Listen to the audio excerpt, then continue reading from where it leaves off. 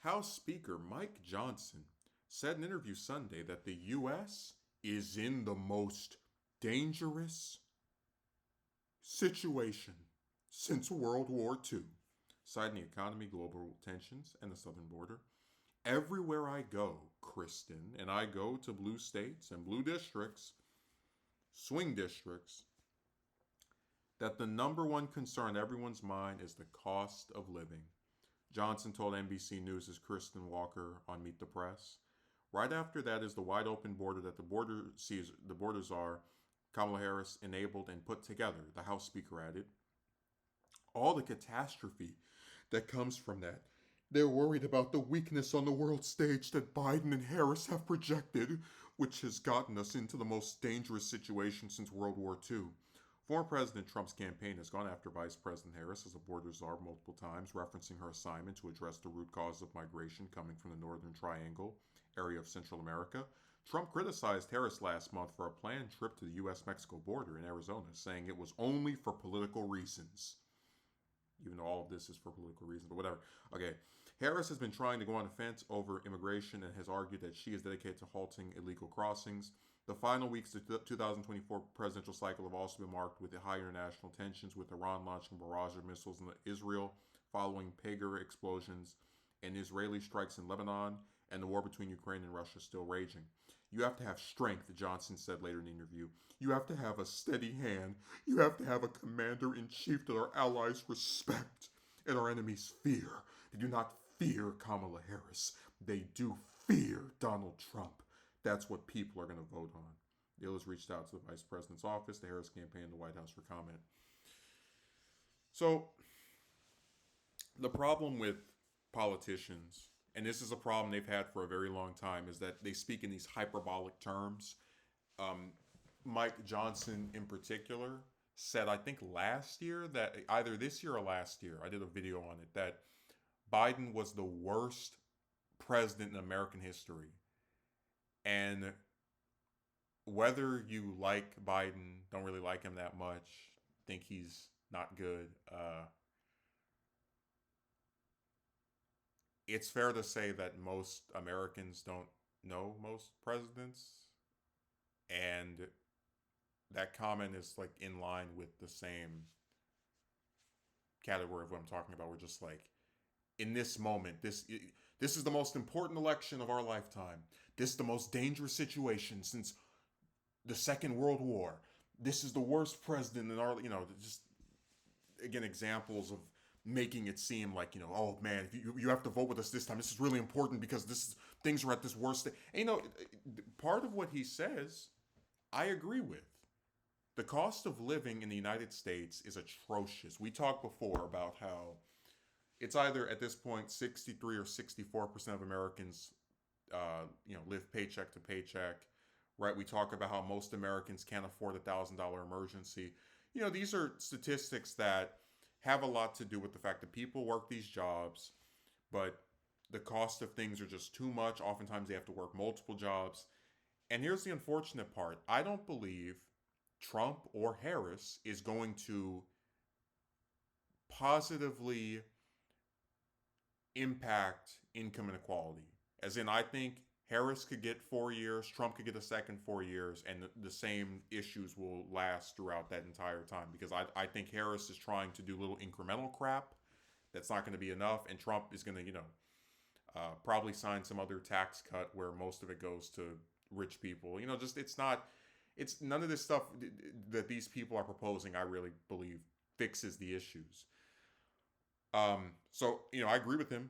Income inequality the cost of living is a big deal, but it's not something that the GOP with its anti-wage increases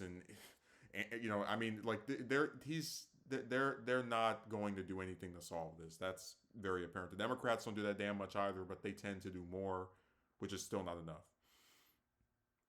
Where he says, right after the border, the wide open border that Harris enabled and put together, that's, we already talked before. Vice president has no legislative powers, no ability to actually sign anything into law that can curb immigration.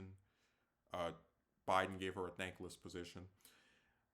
all the catastrophe that comes from that. They're worried about the weakness on the world stage that Biden and Harris have projected.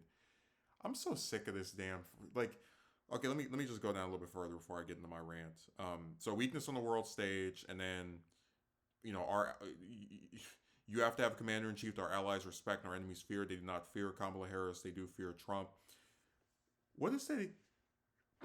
What does that even mean?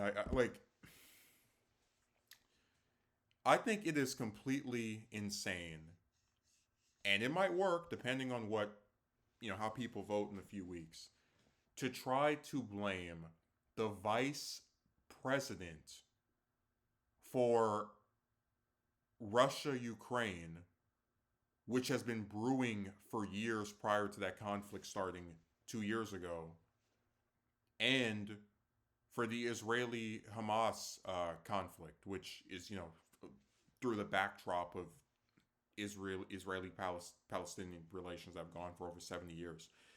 These are not things that any reasonable person would be assigning blame to Biden or Harris over. I would say if you were going to take an international thing and put it on an American president, you could probably blame Trump for COVID getting as bad as it did, where his lack of ordering any restrictions, refusal to wear a mask himself, a lot of this stuff really hurt people's perception in terms of what to do and what to believe, and just it was a mess. He handled it terribly.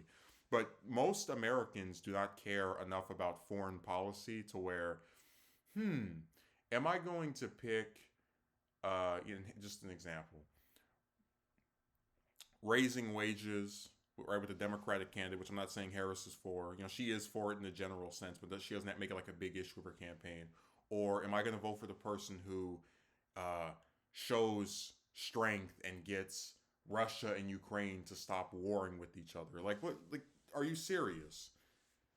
Really, the only international issue that is a major topic of this campaign, and it's mostly because of where people are located, right? The 7 swing states, is Harris and the Israeli-Hamas conflict, where there are a lot of left-wing people who want her to go more pro-Palestine on that topic. But besides that, foreign issues are just not a central thing in most campaigns.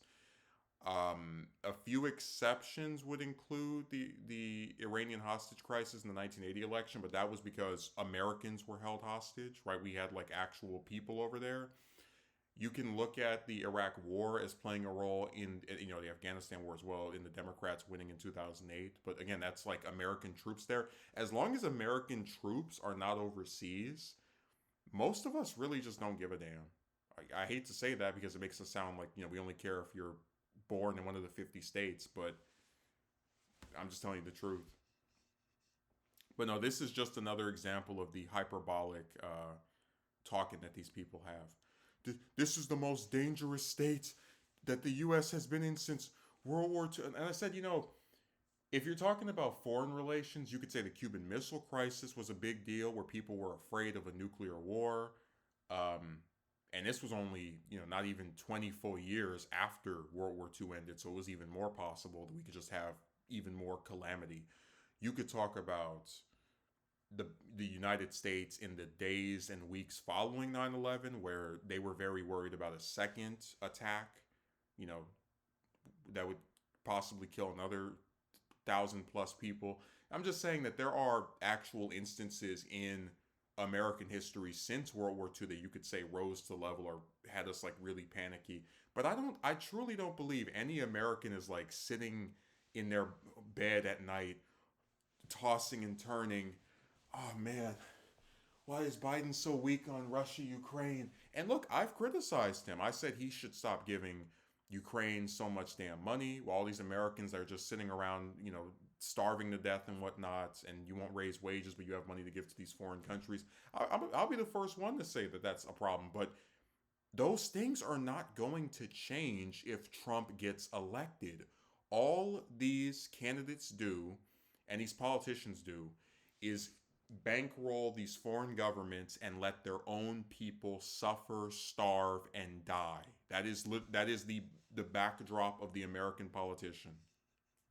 That's why the same bastards that won't give you free healthcare because it supposedly is socialism are the same ones who have no problem funding a government where the citizens of it have free healthcare and they're not socialist over there in Israel. So he can sit here and try to scare people. I don't think it's going to work. I think the election is too close to call. Harris is doing okay, but I really don't believe that this is helpful for Trump. Most dangerous situation. You guys say that every 4 years.